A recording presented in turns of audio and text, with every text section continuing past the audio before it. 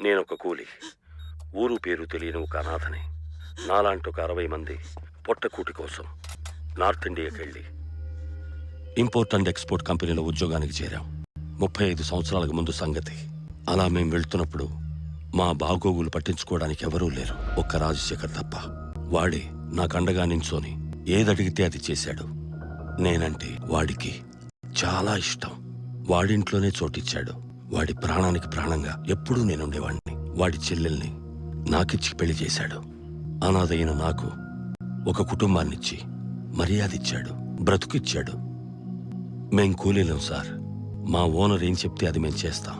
ఏ పెట్టెలో ఏ సామాను ఉంటుందో తెలీదు. అవి ఎక్కడెత్తమంటే అక్కడ ఎత్తాలి, ఎక్కడ దించమంటే అక్కడ దించాలి. అదే మేం మా ఓనర్ మీద పెట్టుకున్న నమ్మకం. ఆ నమ్మకం ఒకరోజు పూర్తిగా పోయింది. పోలీసులు రైడ్ చేశారు. మేమెత్తిన మూటలో విలువైన స్మగుల్ డ్రగ్స్ ఉన్నాయని తెలిసింది. మా ఓనర్లు చేతులెత్తేస్తే మా మీద పడిందా నేరం. మేము నేరస్తులం అని ముద్రేసి బంధించారు. అప్పుడు మేమేమీ చేయలేకపోయాం. ఆ దేశం చట్టం ప్రకారం ఆ మత్తు పదార్థాలతో పట్టుబడితే ఆ దేశంలోనే చచ్చే వరకు జైల్లో ఉండాలి. మేము అప్పుడేం చేయాలి? అక్కడికి వచ్చిన ఆఫీసర్స్ చెప్పారు, దాదాపు 400 మంది ఉన్నారు.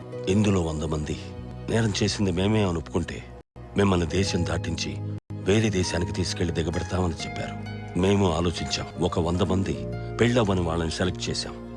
ఆ 100 మందిలో మా వాళ్ళు 60 మంది తప్పు చేయకపోయినా నా కోసం సరెండర్ అయ్యారు. వాళ్ళు నన్ను ఒక చూపు చూశారు. రే, అనాథగా ఉన్న మమ్మల్ని ఇక్కడికి తీసుకొచ్చి ఇప్పుడు నేరస్తుల్ని చేసి ఇంకో దేశానికి శరణార్థులుగా పంపిస్తావా అని చూపుతో చెప్పినట్టు అనిపించింది. నేను వాళ్లతో పాటే వెళ్ళిపోయాను. దానికి రాజశేఖర్ అడ్డుపడ్డాడు. నువ్వు వాళ్లతో వెళ్ళటానికి వీల్లేదు, వెళ్తే మళ్ళీ తిరిగి రాలేవు. అక్కడికి వెళ్తే నా చెల్లెని మర్చిపోవాలి, నన్ను మర్చిపోవాలి. జీవితంలో మళ్ళీ ఇంకా నువ్వు మమ్మల్ని చూడలేమని చెప్పాడు.